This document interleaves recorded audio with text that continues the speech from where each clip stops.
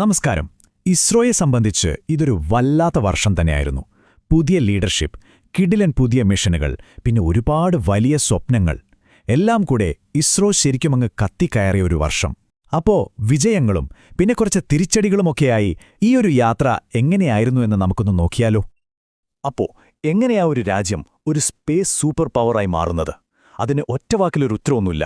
അതിന് വലിയ സ്വപ്നങ്ങൾ വേണം, ടെക്നോളജിയിൽ പുലിയായിരിക്കണം, പിന്നെ വീഴുമ്പോൾ എഴുന്നേറ്റ് നിൽക്കാൻ പഠിക്കണം. ഇതിനെല്ലാം ഒരു ബെസ്റ്റ് എക്സാമ്പിളാണ് ഇസ്രോയുടെ ഈ വർഷത്തെ യാത്ര. ഓക്കെ, അപ്പോൾ നമുക്ക് ISROയുടെ ഈ വർഷത്തെ യാത്രയെ ഒരു 4 ഭാഗങ്ങളായിട്ട് നോക്കാം. നമ്മുടെ അതിർത്തികൾ സംരക്ഷിക്കുന്നത് തൊട്ട് ഭൂമിയെ നിരീക്ഷിക്കുന്നത്, സ്പേസിലെ ചില കിടിലൻ മൂവ്സ്, പിന്നെ അവസാനം ലോക മാർക്കറ്റിൽ ഒരു ഹീറോ ആയി മാറുന്നത് വരെ. റെഡിയല്ലേ? ശരി, അപ്പോൾ നമ്മുടെ ആദ്യത്തെ സെക്ഷൻ ഇന്ത്യയുടെ അതിരുകൾ സംരക്ഷിക്കുന്നത്. ഏതൊരു വലിയ സ്പേസ് ഏജൻസിയെ എടുത്താലും അവരുടെ ഒന്നാമത്തെ പണി സ്വന്തം രാജ്യത്തിന്റെ കാര്യങ്ങൾ നോക്കുക എന്നുള്ളതാണ്. അപ്പോൾ ആ ഒരു കാര്യത്തിൽ ഇസ്രോയുടെ ദൗത്യങ്ങൾ എത്രത്തോളം പ്രധാനപ്പെട്ടതാണെന്ന് നമുക്ക് നോക്കാം. നമ്മളെല്ലാവരും ഫോണിൽ GPS ഉപയോഗിക്കാറില്ലേ, വഴി കണ്ടുപിടിക്കാനൊക്കെ? അതുപോലെ ഇന്ത്യയ്ക്ക് സ്വന്തമായിട്ടുള്ളൊരു സിസ്റ്റമാണ് നാവിക്. അതായത് അമേരിക്കയുടെ GPSന് നമ്മുടെ സ്വന്തം മറുപടി, നമ്മുടെ സ്വന്തം വഴികാട്ടി. അപ്പോൾ ഈ നാവിക്കിനെ ഒന്നും കൂടെ പവർഫുൾ ആക്കുക എന്നതായിരുന്നു ഈ വർഷത്തൊരു പ്രധാന ലക്ഷ്യം. അതിനുവേണ്ടി വിട്ടതാണ് NBS-02 എന്ന ഈ മിഷൻ, ജനുവരി 29, 2025. ഈ ഒരു ഒറ്റ വിക്ഷേപണം കൊണ്ട് നമ്മുടെ നാവിക് സിസ്റ്റം കൂടുതൽ ആക്യുറേറ്റും പവർഫുള്ളുമായി.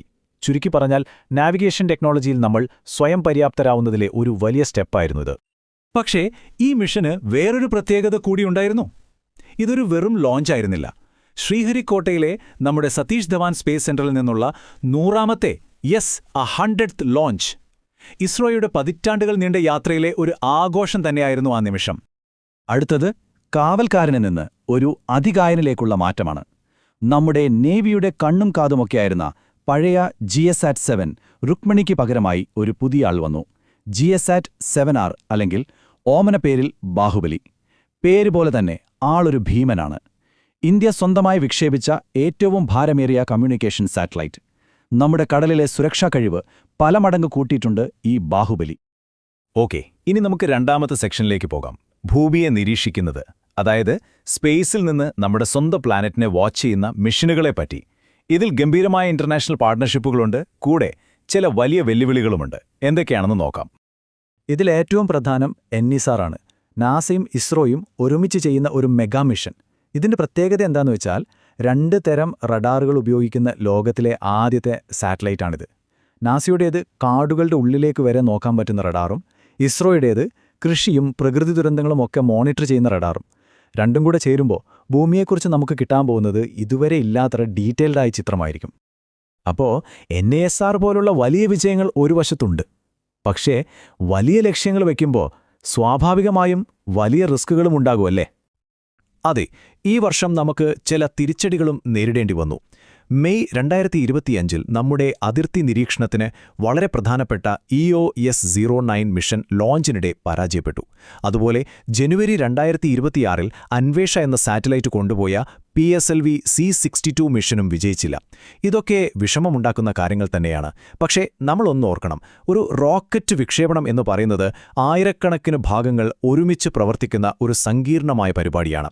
അതിൽ ചെറിയൊരു പിഴവ് മതി എല്ലാം തകിടമറിയാൻ. പക്ഷേ ഈ പരാജയങ്ങളിൽ നിന്ന് പഠിക്കുന്ന പാഠങ്ങളാണ് ശരിക്കും നാളത്തെ വിജയങ്ങൾക്ക് വളമാകുന്നത്.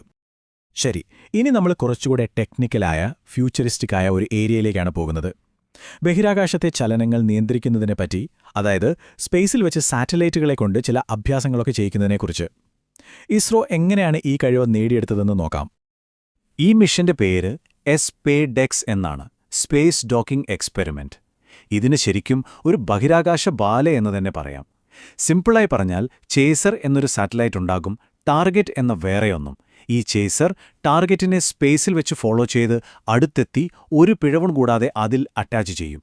ഭാവിയിൽ സ്പേസ് സ്റ്റേഷൻ ഉണ്ടാക്കാനും മറ്റു പല മിഷനുകൾക്കും ഈ ഒരു ടെക്നോളജി കൂടിയേ തീരൂ.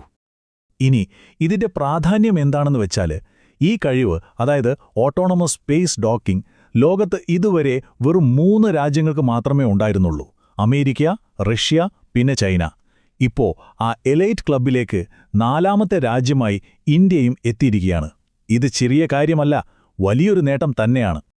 ഇനി വേറൊരാശയം. സ്പേസിൽ വച്ച് സാറ്റലൈറ്റുകളിൽ ഇന്ധനം നിറയ്ക്കാൻ പറ്റിയാലോ? ഒരു ഓർബിറ്റൽ ഗ്യാസ് സ്റ്റേഷൻ പോലെ. ആലോചിച്ചു നോക്കിക്കേ. നേരത്തെ പരാജയപ്പെട്ട ഒരു മിഷന്റെ ഭാഗമായിരുന്നു ആയുൾസാറ്റ് എന്നൊരു ടെക്നോളജി. അതിന്റെ ലക്ഷ്യം ഇതായിരുന്നു. ഇത് വിജയിച്ചാൽ സാറ്റലൈറ്റുകളുടെ ലൈഫ് നമുക്ക് ഒരുപാട് കൂട്ടാൻ പറ്റും. ഓക്കെ, നമ്മൾ അവസാനത്തെ സെക്ഷനിലേക്കെത്തി. ഒരു ഗ്ലോബൽ ലോഞ്ച് ലീഡർ. ഇവിടെ നമ്മൾ കാണാൻ പോകുന്നത് ഇന്ത്യയുടെ മാത്രം കാര്യങ്ങൾ നോക്കുന്ന ഇസ്രോയിൽ നിന്ന് ലോകരാജ്യങ്ങൾക്ക് വേണ്ടി സാറ്റലൈറ്റുകൾ വിക്ഷേപിക്കുന്ന ഒരു കൊമേഴ്ഷ്യൽ പവർ ഹൗസായി ഇസ്രോ എങ്ങനെ മാറിയെന്നതാണ്. ഈ ഒരൊറ്റ നമ്പർ ശ്രദ്ധിച്ചാൽ മതി. 6500 കിലോഗ്രാം. ഒരു അമേരിക്കൻ കമ്പനിക്ക് വേണ്ടി ISRO വിക്ഷേപിച്ച ബ്ലൂബേർഡ് 6 എന്ന സാറ്റലൈറ്റിന്റെ ഭാരമാണിത്. ISROയുടെ ചരിത്രത്തിലെ ഏറ്റവും ഭാരമേറിയ പേലോഡ്. ഒന്ന് ആലോചിച്ചു നോക്കൂ. അപ്പോ എന്തിനാണ് ഇത്രയും വലിയൊരു സാറ്റലൈറ്റ്? സംഭവം സിമ്പിളാണ്, പക്ഷേ ഭയങ്കര വിപ്ലവകരമാണ്. ടവറില്ല, കേബിളില്ല, ഒന്നുമില്ലാതെ ഡയറക്റ്റ് സാറ്റലൈറ്റിൽ നിന്ന് നമ്മുടെ മൊബൈൽ ഫോണിലേക്ക് ഹൈ സ്പീഡ് ഇന്റർനെറ്റ്. ലോകത്തെ കമ്മ്യൂണിക്കേഷൻ സിസ്റ്റം തന്നെ മാറ്റിമറിക്കാൻ ശേഷിയുള്ള ഒരു ടെക്നോളജിയാണിത്. അപ്പോൾ ഈ 2 ബാഹുബലി ലോഞ്ചുകൾ നോക്കൂ. ഒരേ റോക്കറ്റ് LVM-3. ഒന്ന് നമ്മുടെ നേവിക്ക് വേണ്ടി 4400 കിലോ ഭാരമുള്ള GSAT 7R വിക്ഷേപിക്കാൻ ഉപയോഗിച്ചു. അത് നമ്മുടെ ആവശ്യത്തിന്.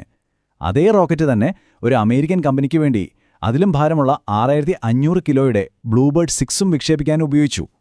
ഇതാണ് ISROയുടെ റേഞ്ച്. സ്വന്തം രാജ്യത്തിന്റെ ആവശ്യങ്ങളും ഗ്ലോബൽ കൊമേഴ്ഷ്യൽ മാർക്കറ്റും ഒരുപോലെ കൈകാര്യം ചെയ്യാനുള്ള കഴിവ്. അപ്പോ സ്വന്തം രാജ്യത്തെ സേവിച്ചു, ലോകത്തിനു വേണ്ടിയും സേവനം നൽകി. ഇനി എന്താണ് ബാക്കിയുള്ളത്? ഇസ്രോ കീഴടക്കാൻ ബാക്കിയുള്ള ആ ഒരു ഫ്രോണ്ടിയർ ഏതാണ്? അടുത്തത് മനുഷ്യനെ ബഹിരാകാശത്തേക്ക് അയക്കുന്ന ഗഗൻയാനായിരിക്കുമോ? അതോ ചൊവ്വയിലേക്കും ശുക്രനിലേക്കുമുള്ള പുതിയ യാത്രകളായിരിക്കുമോ? നിങ്ങളുടെ അഭിപ്രായം എന്താണ്? എന്തായാലും കാത്തിരുന്ന് കാണാം.